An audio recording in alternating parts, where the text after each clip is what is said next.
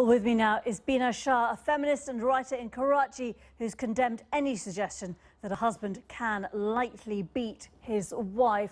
Extraordinary. Why was it included, do you think, that suggestion? I think it's very much a backlash against the Women's Protection Bill that, as you know, was introduced last month in Punjab. And this was a very wide-ranging bill. It was a series of bills continuing on from Sindh, Balochistan. This bill actually put down specific mechanisms for how to criminalize domestic violence and for how to protect women against it.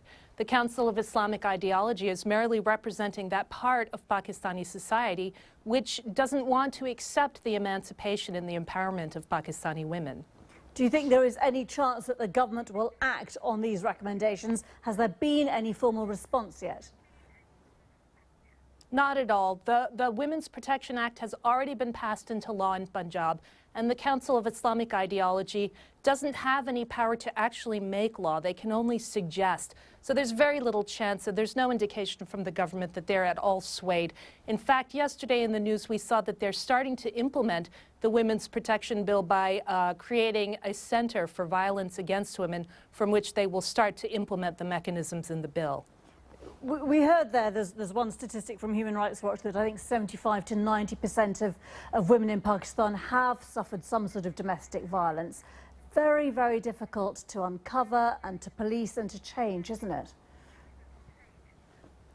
Well, the good thing is that the Council of Islamic Ideology's actions have raised a huge amount of awareness about the problem of domestic violence.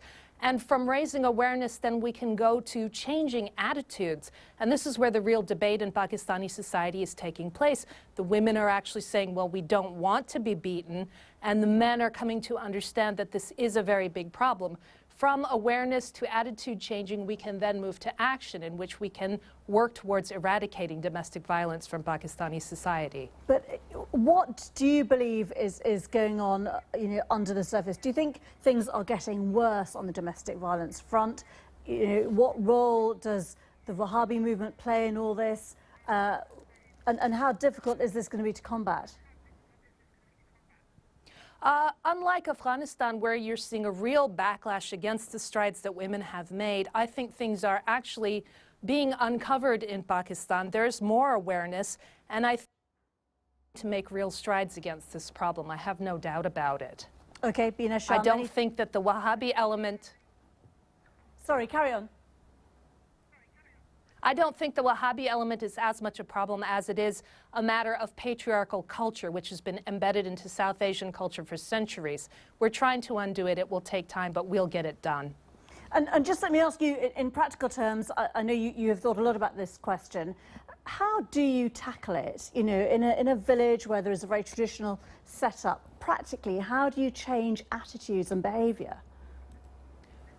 The victims have to speak up, and there has to be empathy building within the whole community. Both men and women need to be made to understand that this is inhumane treatment of women, and it should not be tolerated. There cannot be a compromise on this. Okay, Bina Shah, thank you very much.